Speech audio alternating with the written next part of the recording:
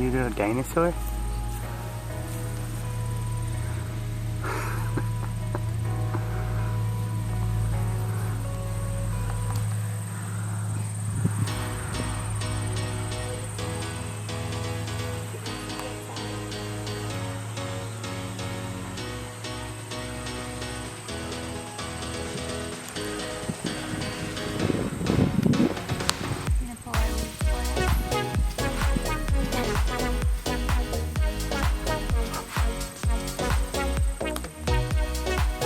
Hello.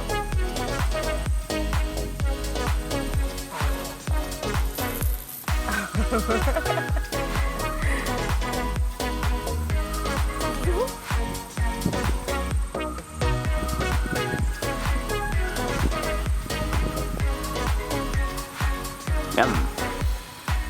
Shade your eyes.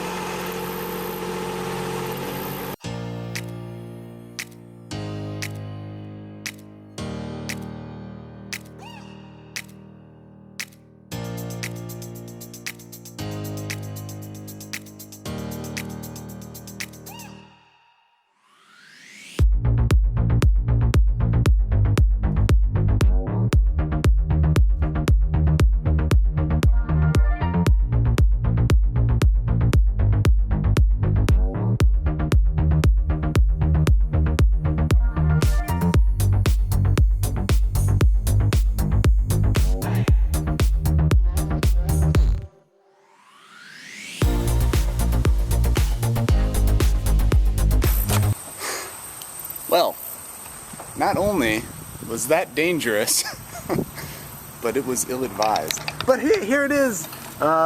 This is a Flail mower, and it is mine now.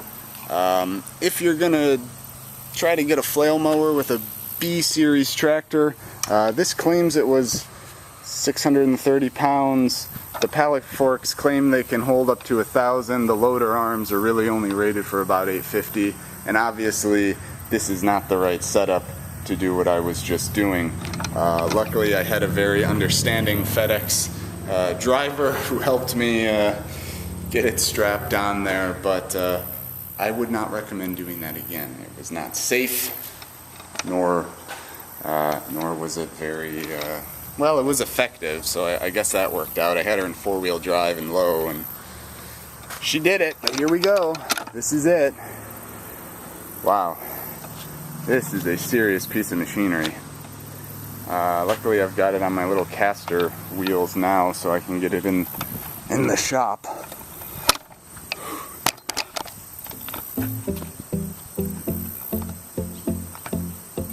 See if I can even push it myself.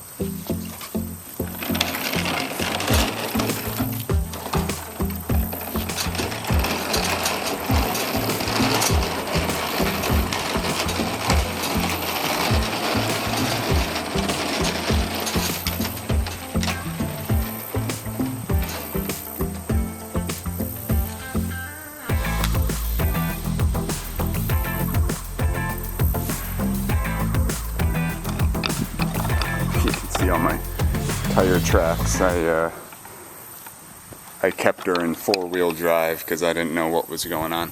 We did have to, I had to haul it that way. Originally it comes on the truck. We were trying to come in this way, and that was just way too much weight out there that the tractor started doing this, and the FedEx driver's like, "Whoa, what's happening?" I'm just like, that's normal.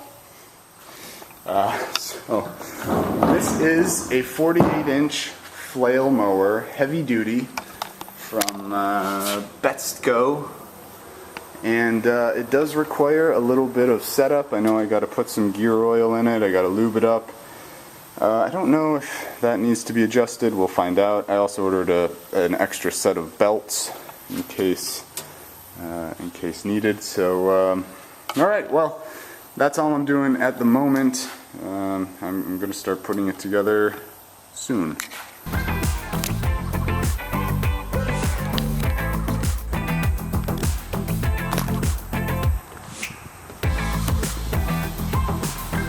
What is in here? Oh, hi. Look at your little setup, your little sunshade here. Good job, baby. High five. High five. Alright, you two have some fun here. I'm gonna deal with this. Okay, I have released the flail mower from its captivity. There's the drive shaft. I still have to work on that, but ta-da! Just got it hooked up on there, and yeah, the next step will be fitting the drive shaft. I think and I hope that I don't have to modify it. I shouldn't need to. It looks to be appropriate, but man, this thing is beefy. I didn't record any of the setup. It's the instructions are what they are. They're not bad, they're not great, but I had actually read the manual a few times before I took delivery just so I knew what I was getting into, and it's straightforward, it's hard to get under there and get some of the bolts sometimes, at least working on the ground like I was, but and then figuring out the right offset, because yeah, this actually turned out really good. So this is the 48-inch.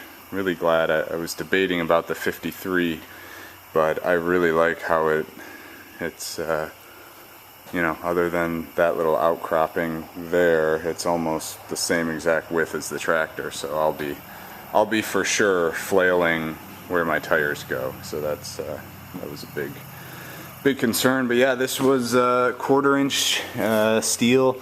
The welds are good. I own at least one county line implement, and it doesn't even compare to.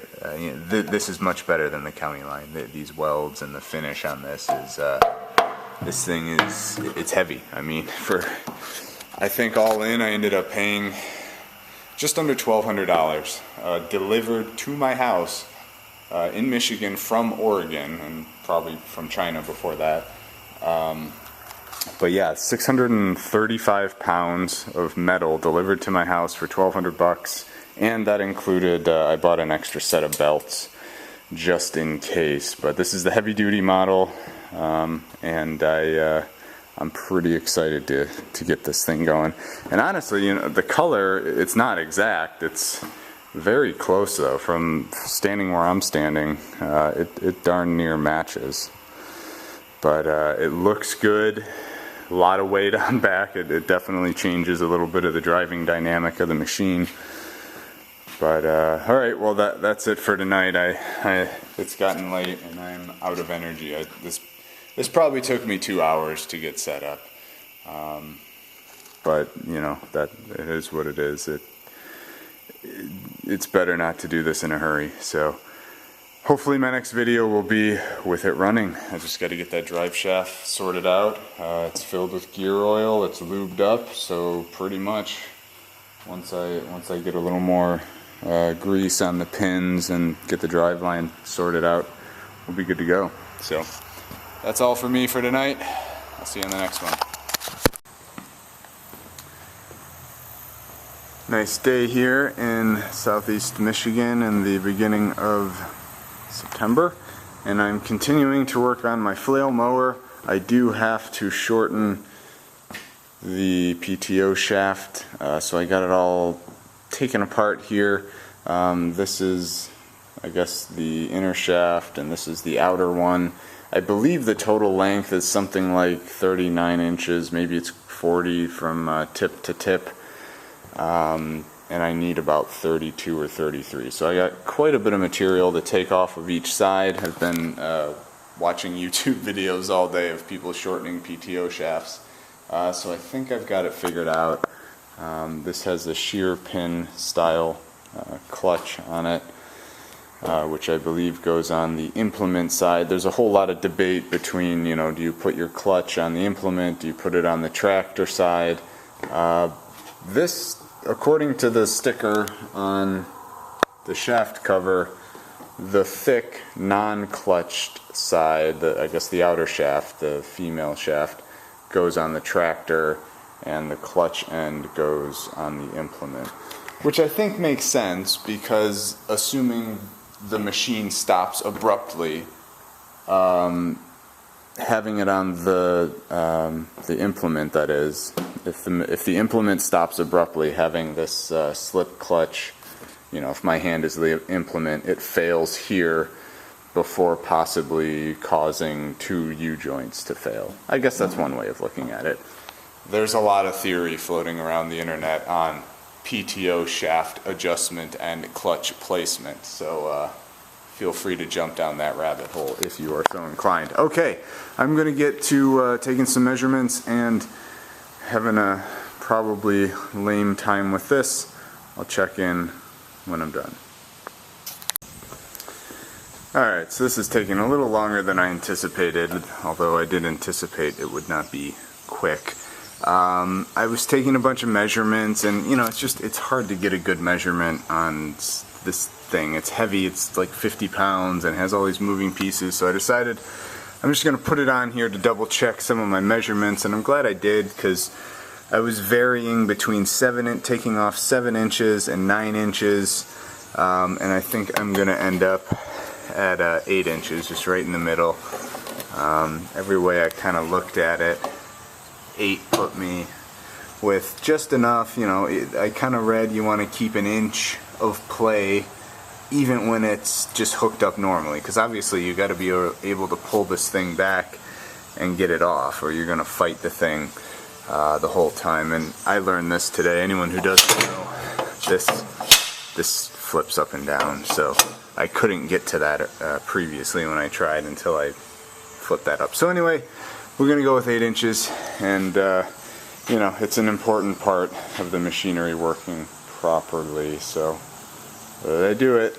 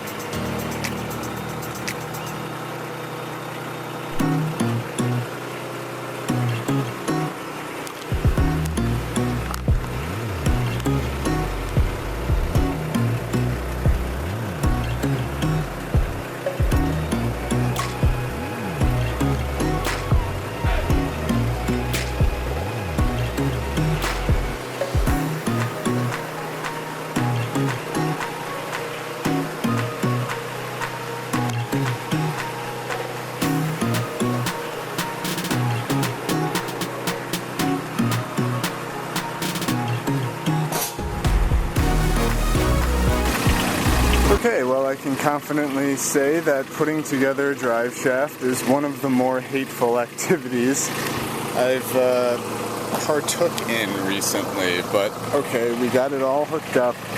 I think properly. I have it adjusted just with the front of it slightly up. I think I read 15 degrees front tilt. The weight is resting on the rear roller. Drive shaft looks pretty good. Got the safety chain hooked up. And Everything's greased and moving freely. This was pretty awful to get together there. That was not fun, but you gotta have gloves, that's for sure. But I think it's all good. I ended up putting the clutch on the implement side because the hydraulic the dipstick for the hydraulic check is right on the back there.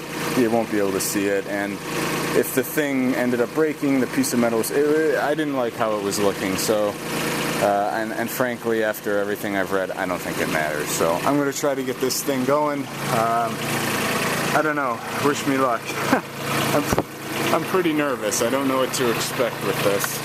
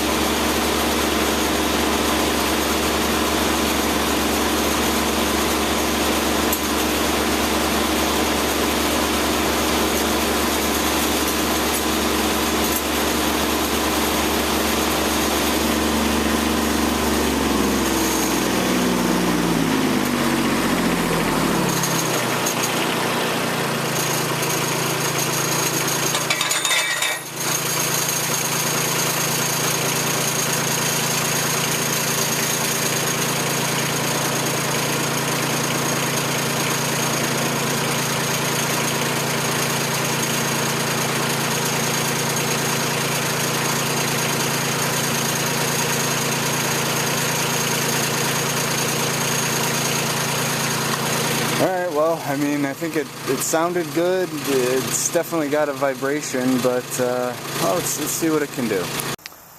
Alright, so I was further inspecting it, and as you know, I thought I saw this moving. The slip clutch is rubbing inside of this, and it's actually slightly melting it.